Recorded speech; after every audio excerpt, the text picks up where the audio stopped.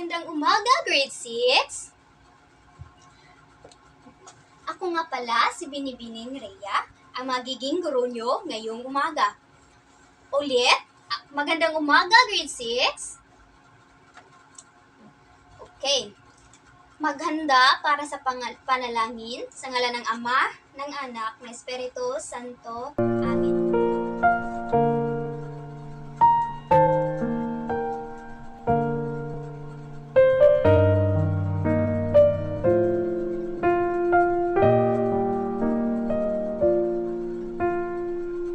Panginoon, maraming salamat po sa araw na ito. Sa panibagong araw na iyong ipinagkaloob upang kami ay matuto. Salamat po sa lahat ng biyaya. Lalong-lalo na ang pagkakataong may pagpatuloy namin ang aming pag-aaral sa kabila ng mga pagsubok. Pagpalain at gabayan mo po ang aming klase at kaming mga mag-aaral upang malinang ang aming isipan at lubos na maunawaan ang mga aralin at magawa ng maayos at wasto ang lahat ng gawain. Gabayan at pagpalain mo rin po ang aming mga guro sa matyagang paghahatid sa amin ng mga leksyon at sa paggabay sa amin sa araw-araw. Ganoon din ang aming mga magulang sa patuloy na pagsuporta sa amin sa kabila ng mga kinakaharap naming pagsubok. Muli, maraming salamat po sa lahat. Ikaw ang aming sandigan at kalakasan. Amen. Sa ngalan ng Ama, ng Anak, ng Espiritu Santo. Amen. Muli, magandang umaga mga bata. Bago kayo umupo, pakihanay ng inyong mga upuan at pakipulot ng mga basura na kakalat sa inyong paligid. Okay, tapos na ba? Ngayon, sino ang liban sa umagang ito? Abiso? Sino pa? Alipuyo? Okay, sige. Misa, pakilista ng mga lumiban ngayong umaga at ibigay mo ito sa akin maya-maya. Maliwanag? Nakuha ba? Ngunit bago ang lahat, ipapakita ko niyo, ilalahad ko muna sa inyo ang ating alituntunin sa ating klase ngayong umaga at ito ay dapat nating sundin upang ang ating diskusyon ay matiwasay. Maliwanag ba? Sige, atin ang simulan. Pakibasa ang unang alituntunin. Igalang ang guro at mga kaklase. Igalang ang guro. Bakit kailangan ninyong igalang ang guro at ang inyong mga kaklase? Yes, Maridel? Magaling. Kailangan ninyong igalang ang inyong mga guro at mga kaklase dahil ito ay nagpapakita ng kabutihang asal. Magaling. Pangalawa, Makinig ng mabuti sa sinasabi ng guro. bakit kailangan yung makinig sa sinasabi ng guro o kung may sinasabi ang guro? Yes, Cherry? Mahusay. Upang maiwasan ang magkamali at upang makuha kung ano ang pinapagawa ng guro. Pangatlo, Ibahagi ang inyong gamit sa iyong kaklase na nangangailangan. okay. Bakit kailangan yung magbahagi ng gamit sa inyong mga kaklase? Yes, Sumbilod. Okay, maraming salamat. Dahil ito ay nagpapakita ng malasakit at pagmamahal sa iyong kapwa. Pang-apat, Itaas ang kamay. itaas ang kamay. Maaari nyo bang itaas ang inyong mga kamay? Magaling. So, ngayon, bakit kailangan yung itaas ang inyong mga kamay kung kayo ay may katanungan o kung kayo may sagot kayo o kung gusto nyo pumunta ng palikuran? Yes, Angkahas?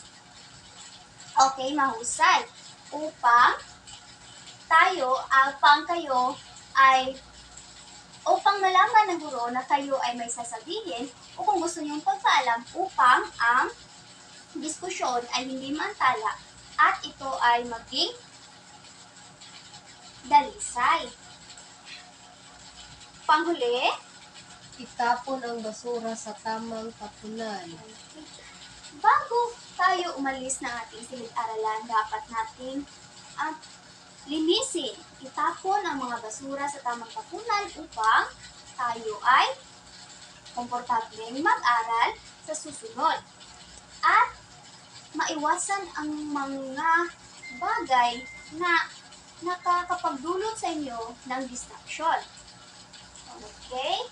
Ito ay inyong tandaan at isabuhay upang ang ating diskusyon o ating klase ay matiwasay.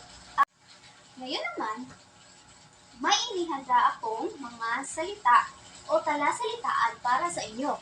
Babasahin ko muna, pagkatapos ay kayo naman.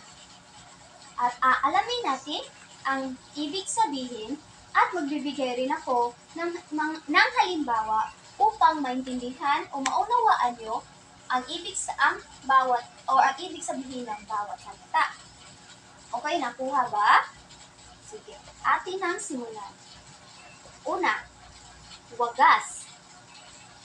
Sino sa inyo ang nakakaalam kung ano ang ibig sabihin ng wagas?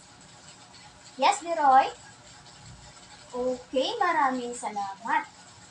Ang wagas ay dalisay o tunay na walang halong pagkukunwari. Anong bahagi naman ito ng pananalita? Yes. Resurrection? Okay. Ito ay pangalan. Ilang pantig meron ang wagas? Yes, Cherry? 2. Tignan natin kung ang sagot mo ay tama. Ating masahin, wagas. Ilang pantig meron ang wagas? 2. So, tama ba si Cherry? Okay, magaling. Ito ang halimbawa. Ang wagas na pag-ibig ng ina ay hindi nagbabago kahit kailan. Pakibasa nga ulit. Wagas. Pangalawa, pagmamahal. Okay. Sino sa inyo ang nakakalam kung ano ang pagmamahal?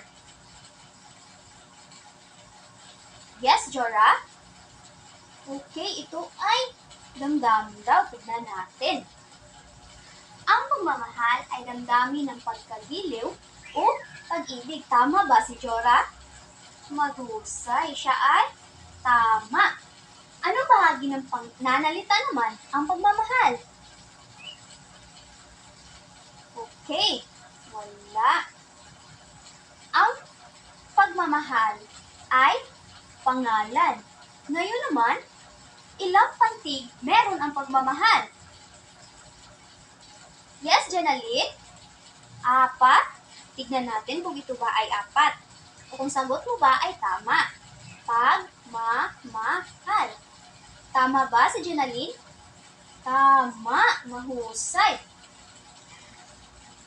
Halimbawa, ipinapakita ni nanay ang kanyang pagmamahal sa pamamagitan ng pag-aalaga sa amin.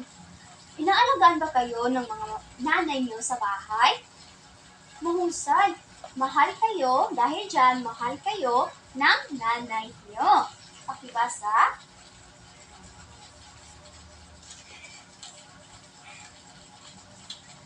Sunod, dakila.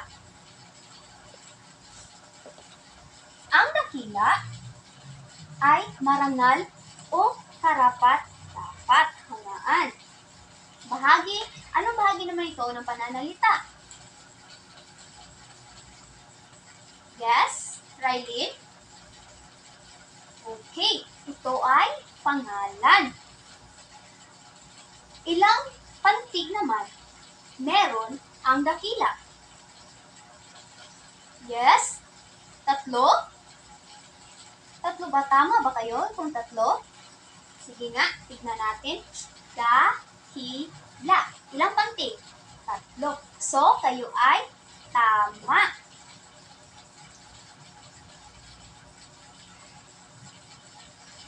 Halimbawa, ang ating ina ay dakila dahil handa silang magsakripisyo para sa kanilang mga anak. Pakibasa ulit. Dakila. Pang-4, luha. Sinong may idea kung ano ang luha? Ibig sabihin ng luha? Yes, Baby Jit? Okay, salamat. Ang luha daw ay ang tubig na lumalabas sa mata kapag umiiyak o masaya. Anong bahagi ng pananalita ang luha?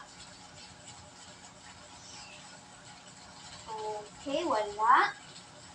Ito ay pangalan. Ilang pantig naman meron ang luha? 2? Sigurado na ba kayo na 2? Tignan natin. Luha. Ilang pantig? 2. Magaling, tayo ay tama. Halimbawa, bumagsak ang luha sa kanyang mga mata habang siya'y nagdarasal. Pakibasa ulit.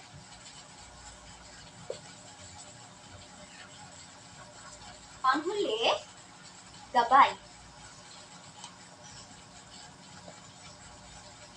Ang gabay ay patnubay o tulong na ibinibigay upang maituro ang tamang daan. Anong bahagi ng pananalita ang gabay? Tama, ito ay pangalan. Ilang pantig naman meron ang gabay? 2? 3?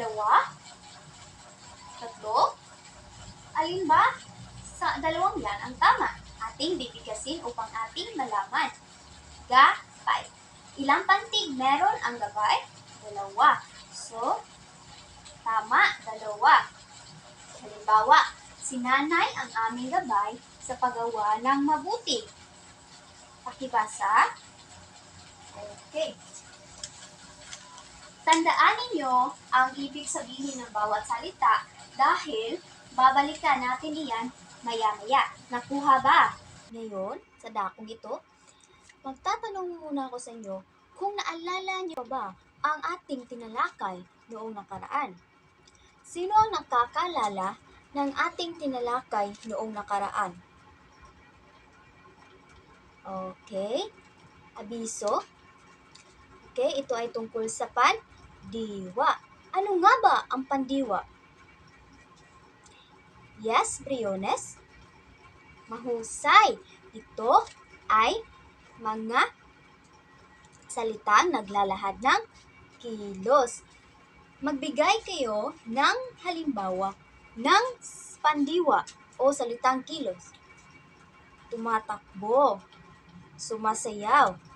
Isa. Ano pa? Naglalakad.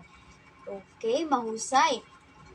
Mahihinuha ko talaga na kayo ay nakikinig na at natuto nga kayo sa ating nakaraang diskusyon dahil iyo pa rin naaalala hanggang ngayon. Ngunit bago tayo dumako sa mas malalim pa nating tatalakayin, ilalahad ko muna sa inyo ang ating layunin sa umagang ito.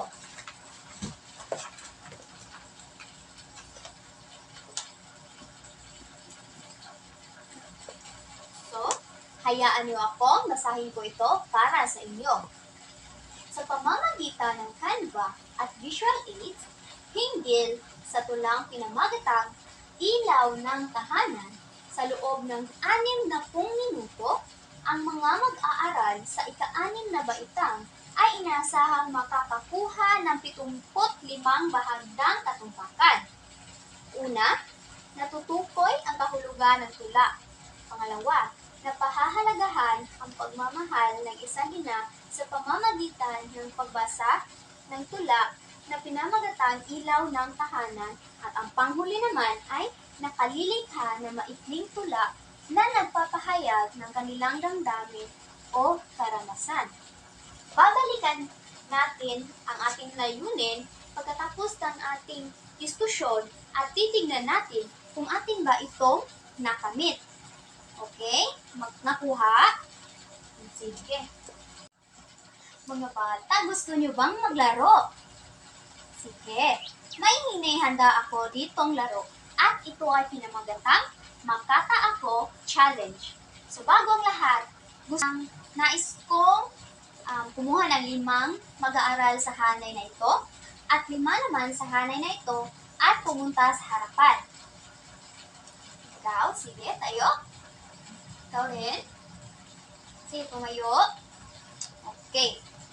So, ang gagawin nyo lang ay ang nasa harapan ay magtutugmaan. Kung tutugmaan, yung panghuling salita ay gagawa ng pangungusap na katunog na salita ibinigay ng mga kaklase nyo nasa upuan lamang. Nakuha ba? Sige, magbibigay ako ng halimbawa.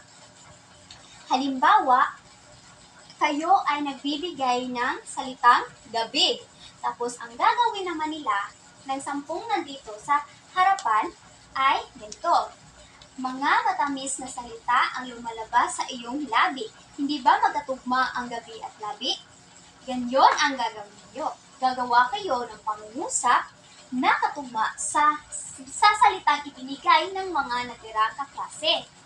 Maliwanag ba? Sige. Simulan.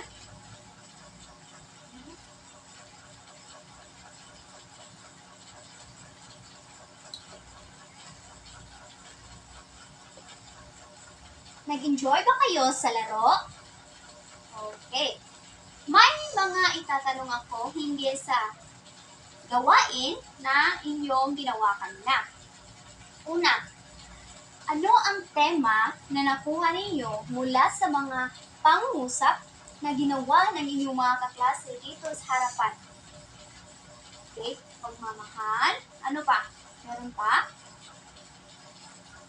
Okay, wala na. Pagmamahal. Ngayon naman, nakakatulong ba ang paggamit ng tugma para sa magandang linya sa tula? Paano?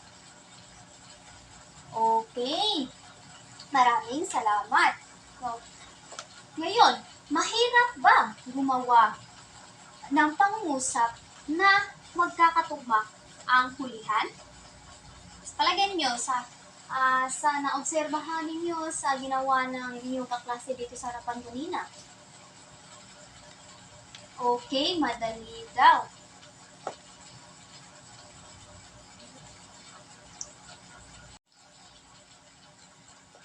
Ngayon, ano ang mahihinuhan nyo ang magiging paksa natin sa umagang ito base sa layunin na aking binasa kanina at sa gawain o sa aktibidad na ginawa ng iyong kaklase kanina?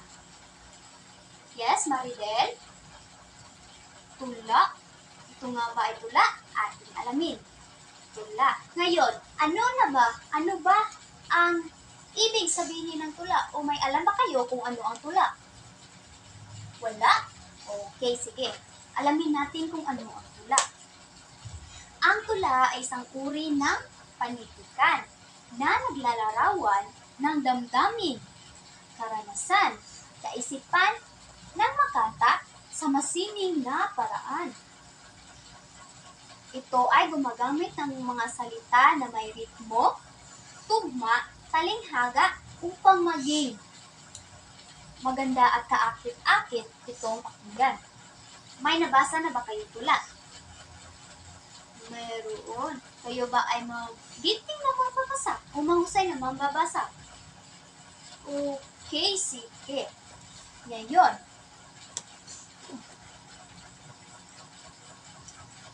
ano naman ang makata? May alam kayo kung ano ang makata? Yes, Rogelin? Ito ay manunulat. Manunulat nga ba ang taong makata? Sige, alamin natin. Ang makata ay tumutukoy sa taong sumusulat ng tula. Magaling! Si Rovelyn ay tama. Ito ay manunulat. Ngunit, ang sinusulat ng isang makata ay isang tula lamang. Maraming uri ang makata o ang manunulat. Maaring ikaw ay manunulat ng isang poem sa Ingles, mga kwento ng bata, kahit ano na pwede nating mabasa. Okay? Ngayon naman, may alam ba kayo kung ano ang mga elemento ng tula? Wala? Okay, ito ba ay bago sa inyo? Okay. Sige. Armen, may idea ka kung ano ang mga elemento ng tula? Okay, tema. O paksa, ano pa? Tugma. Okay, maraming salamat. Ang elemento ng tula ay 4. Ito ay ang sukat, tugma, talinghaga, tema, o paksa. Ngayon, alamin muna natin ang una. Ano nga ba ang sukat in English? In English or anything? Okay, wala. Sige. Ang sukat ay tumutukoy sa pantig ng bawat taludtod ng tula. Kapag sinabi nating taludtod, ito ay ang pangungusap. Isang pangungusap sa isang tula. At bilang. Okay? Bilang ng bawat taludtod sa isang tula. Kung halimbawa merong isang pangungusap, tapos bibilangin mo kung ilang pantig ito. Okay? So halimbawa, may 12 pantig, may 8 pantig, at iba pa. Ngayon, ano naman ang tugma? Tugma? Okay? Yes? Ano nga ulit pangalan mo?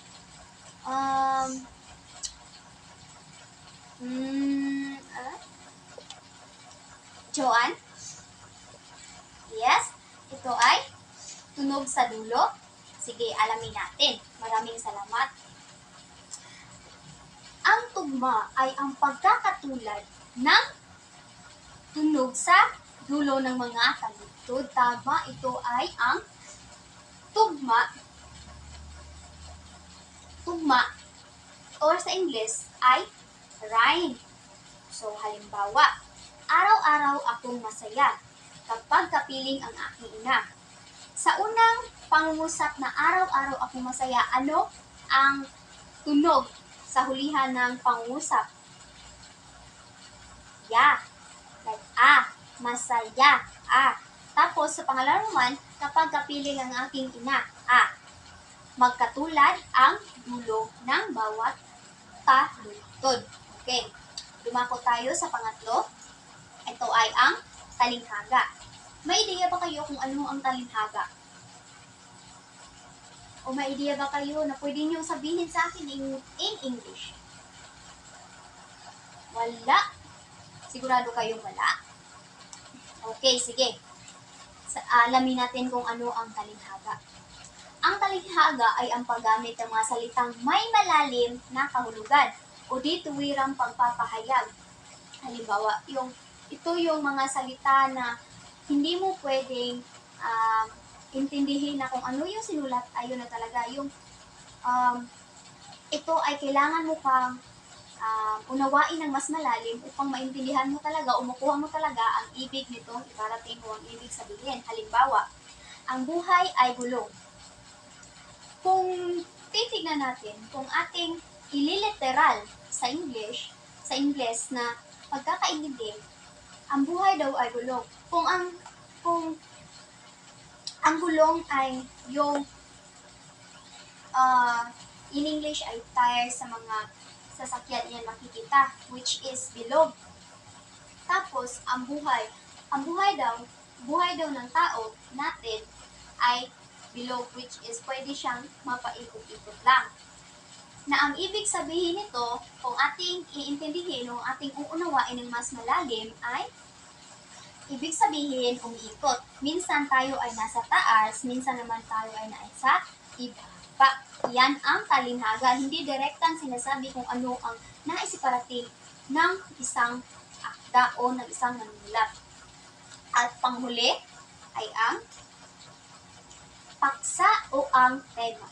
Siguro naman ngayon, meron na sa inyong nakakaalam kung ano ang paksa o tema. Yes, Rogelyn? Okay, ang paksa o ang tema, base sa kanya, ito daw ang damdamin ng akda. O ito daw ang ng tema na kung ano ang gustong iparating ng isang makata. Sige. Ito ay pinag-uusapan o sentrong ideya ng tula. Tama si Rogelyn. Ito ay ang damdamin o ang tema ng isang akda. Maaring tungkol ito sa pag-ibig, kalikasan, bayan, pamilya, kabataan, at iba pa. Maaari ka rin makagawa ng isang tula sa pamamagitan ng iyong mga karanasan. Iyan ay tinatawag nating paksa o tema. Sa bahagi ito, upang lubos ninyong maunawaan ang mga elemento ng tula, may babasahin tayong isang akda at tutukuyin natin ang bawat elemento na nakapaloob sa tulang ating babasahin. Ang tula ay pinamagatang Ilaw ng Tahanan na isinulat ni Katrina Mendoza. Unang hanay, pakibasa ang unang saknong. Maraming salamat. Ngayon, ilang sukat meron ang una at pangalawang taludtod sa unang hanay ng saknong? Ating bilangin, sa bawat umagang may sikat ng araw, 12. Ang unang ngiti sa yuko natatanaw, 11. So, ang sukat sa tula ng ang pinamagatang Ilaw ng Tahanan sa dalawang taludtod ay may sukat na 12 at 11. Pangalawang hanay, pakibasa ang pangilawang saknong. Okay, maraming salamat. Ngayon naman, tukuyin ninyo kung may tugma ba ang bawat taludtod ng pangalawang saknong at kung may talinghaga ba kayong mga salita na mapupulot dyan o makikita. Sige, alamin natin sa una. Sa iyong mga kamay kami ay natuto. Nag-aral ng buhay ng pusong totoo. Sa panghulihan ng bawat taludtod ay magkatugma ba ang mga salita o magkatunog ba ang dulo?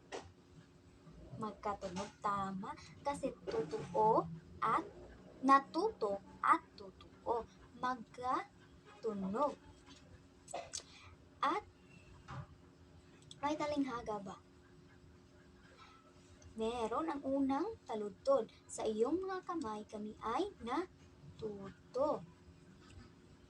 Sa luha at saya, ika'y sandigan. Panghuling saknong, basahin na sabay-sabay, ngunit may katamtamang lakas. Simulan.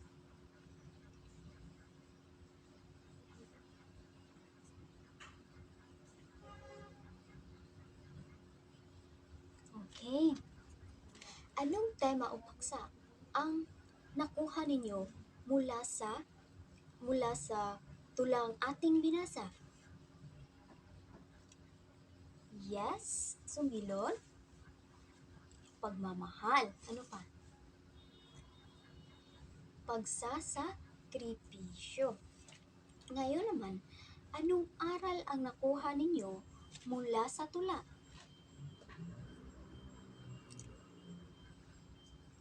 Rizal? Okay. makuha mo ay ang pagmamahal ng isang ina ay walang kapantay. Ngayon naman, paano mo mapapahalagahan ang pagmamahal ng iyong ina? Aison?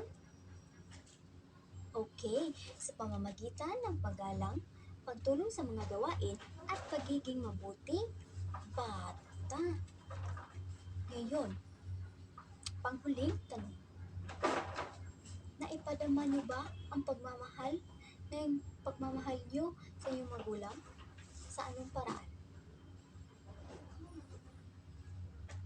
Pagtulong, pagyakap, o pagsasabi ng mahal kita, mahusay. Ngayon, saan natin maihambing na asignatura ang ating tinalakay ngayong umaga? O ating diskusyon ngayong umaga? Yes? Yes, Grizel? ESP? Ano pa? Meron pa? Sige, Marian. AP, okay, mahusay. Ngayon naman ay may ipapagawa ako sa inyo. Ito ay isang pangkatang gawain. Ayun. Hahatiin ko kayo sa apat na pangkat. Magsisimula tayo sa magbibilang sa likod. Ngunit bago ang lahat, sasabihin ko muna sa inyo ang panuto o ang direksyon ng gawain ito. Okay? So, kayo ay gagawa ng tula. Gagawa kayo ng tula na binubuo ng 3 saknong. Saknong o sa English ay paragraph na may 4 na taludtod. Gaya ng sinabi ko kanina, ang taludtod ay mga pangungusap. Ngayon, kayo ay may kalayaang pumili ng tema. Iyon ay pag-iisipan nyo at pagkakasunduan ng iyong mga kagrupo. Pagkatapos yung gumawa, ay may isa sa kasapi sa inyong grupo na aatasan yung magbabahagi ng inyong gawa dito sa harapan. Maliwanag ba? May mga katanungan? Wala? Okay, sige. Magsimula na sa pagbilang sa likod. Okay, 1, 2, 3, 4. Sige. Panggat una, dito sa banda. Pangalawa, dito. Pangatlo sa likod. At pang-4 doon sa likod. Magsimpo. 1, 2, 3. Okay, nandyan na ba kayo sa inyong mga kagrupo? Sige. Bago kayo magsimula, ipapakita ko muna sa inyo ang pamantayan upang malaman nyo kung paano po kayo minarkahan sa pangkatang gawain iyan. Una, ang nilalaman na may 5 puntos. Pangalawa, tugma o ritmo may 5 puntos. Kreatibidad, 5 puntos. At lakas ng tinig, 5 puntos. At ang kabuuan ay magpapakuha kayo ng 20 puntos. Maliwanag ba? Sige. Maaari nyo nang simulan.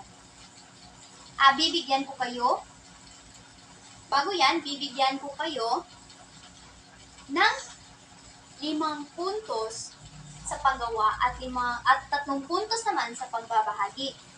Kaya lang ba? Okay, sige. Kayo ay magsimula na.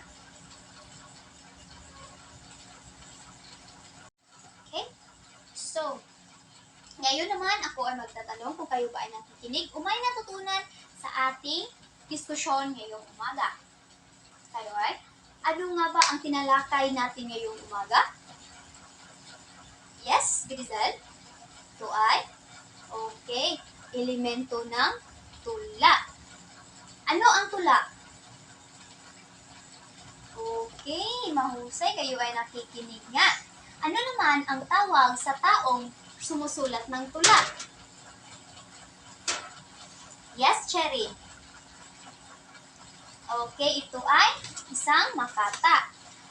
Ilan ang elemento ng tula na ating tinalakay sa ating diskusyon? Yes, Diaz? 4. Ano-ano ang mga ito? Tugma. Okay. Ito ay tugma, talinghaga, at tema o paksa. So ngayon namang, may hinuha ko na kayo ay nakikinig nga sa ating talakayan. Ngayon, ano naman tayo? Ay aking titignan. Ngayon ay aking titignan kung naintindihan niyo ba talaga ang ating tinalakay. Meron akong inihandang mga sagutang papel para sa inyo. Okay? Bilangin kung ilan kayo sa hanay.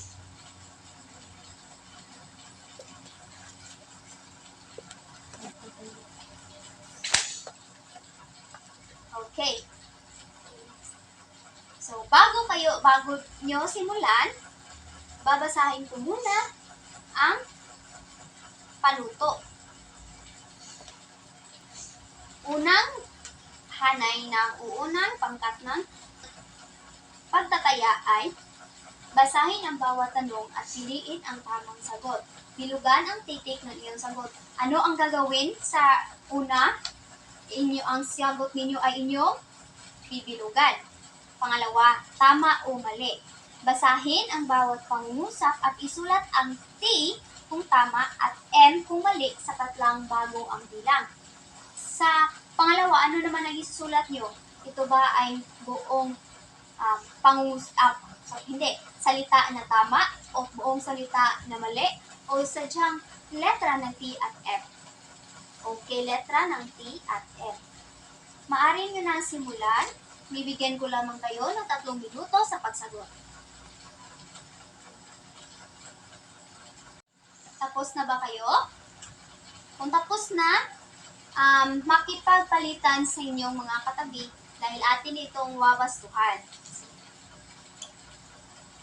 Okay, magsimula na tayo sa unang bilang. Ang mga sumusunod ay elemento ng tula maliban sa pakibo. Tama ba? Ito ba ay talinghaga? Sige, may sagot ka, Armen? Yeah, okay, sige. Ito ay pangalan. Kasi ang sukat, talinghaga at tugma ay bahagi ng elemento ng tula. Sige. Ang sagot sa unang bilang ay letrang D. Pangalawa, ano ang tawag sa pagkakapareho ng tunog sa dulo ng mga taludtod? Sierus? Okay, tama. Ito ay tugma, letrang C. Pangatlo, ang pinakapuso o mensaheng gustong iparating ng tula ay tinatawag na Iris? Okay, tama. Ito ay tema, letrang A. Pangapat, ano naman ang tawag sa taong sumusulat ng tula? Yes, Pakibo. Letrang D ba? Ito ba ay manunulat? Yes, Deroy. Okay, ito ay letrang D, tama, makata. Panglima, alin sa sumusunod ang halimbawa ng talinghaga? Okay, Jora.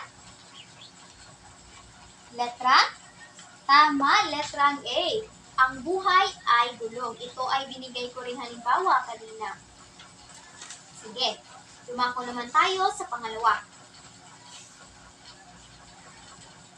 Ang unang bilang, ang sukat ay bilang ng pantig sa bawat taludtod. Tama o mali? Sige, Rizel. Okay? Ano nga ulit? Sige, tama. Ito ay, ang sukat ay ang bilang ng bawat pantig sa taludtod. Pangalawa, ang talinghaga ay nagbibigay ng masining na kahulugan sa mga salita. Yes, Aison. Okay, tama.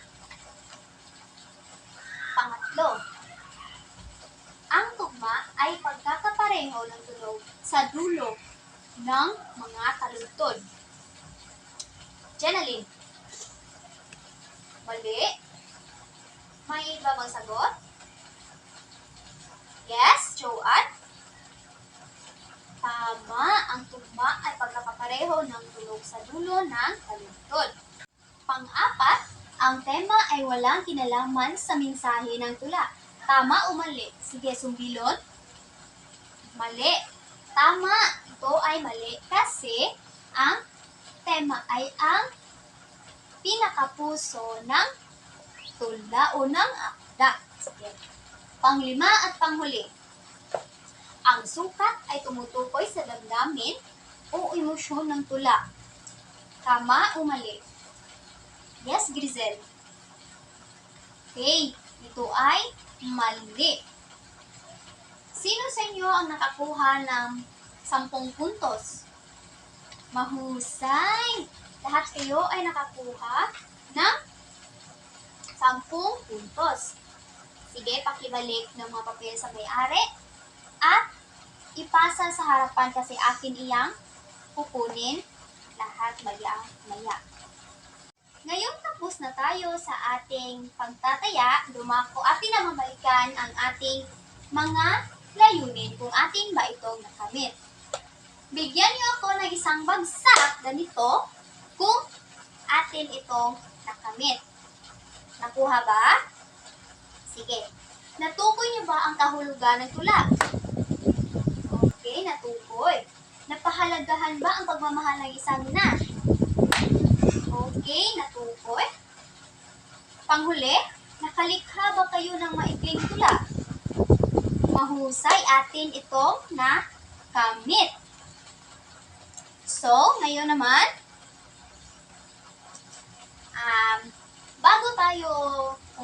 bago natin tapusin ang ating diskusyon ngayong umaga, ay may ibibigay muna ako sa inyong takdang aralin. Sa dakong ito, kunin ninyo ang iyong mga kwaderno para sa takdang aralin at isulat ang nasa screen na inyong nakita. Ako'y babasahin ang panuto. Pumili ng isang tula mula sa inyong aklat o internet. So, kailangan yung magsaliksik. Ang unang gagawin ay tukuyin ang mga sumusunod. Kung ito ang paksa o tema ng tula, ang sukat, ang tugma, at ang talinghaga kung meron. Isusulat nyo ito.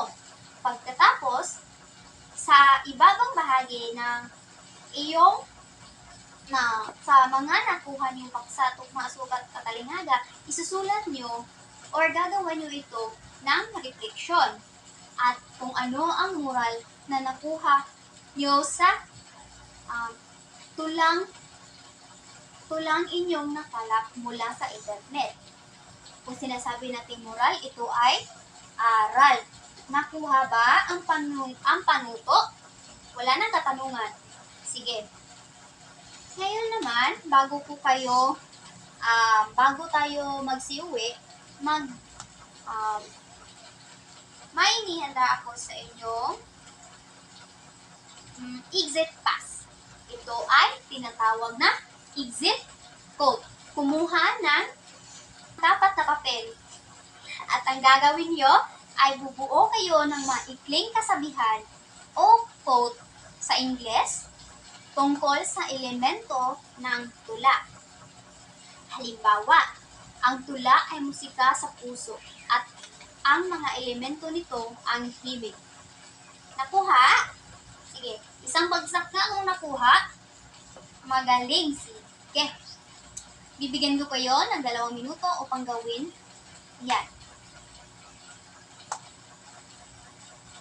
Tapos na ba? Sige, inyo na yan ipasa sa harapan. Okay. Ngayon, tapos na tayo sa ating talakayan. Pakipulot ng mga basura. Pakihanay ng iyong upuan. May nakita ako dun, taliwas sa linya. Pakihanay. Tapos na. Ayusin muna ang iyong mga sarili. Okay, sige. Tumayo para sa panalangin. Panalangin sa ngalan ng Ama, ng Anak, ng Espiritu Santo. Para noong una, ngayon, magpakailanman at sa mapawalang hanggan. Sa ngalan ng Ama, ng Anak, ng Espiritu Santo. Amen. Maraming salamat at paalam, grade 6.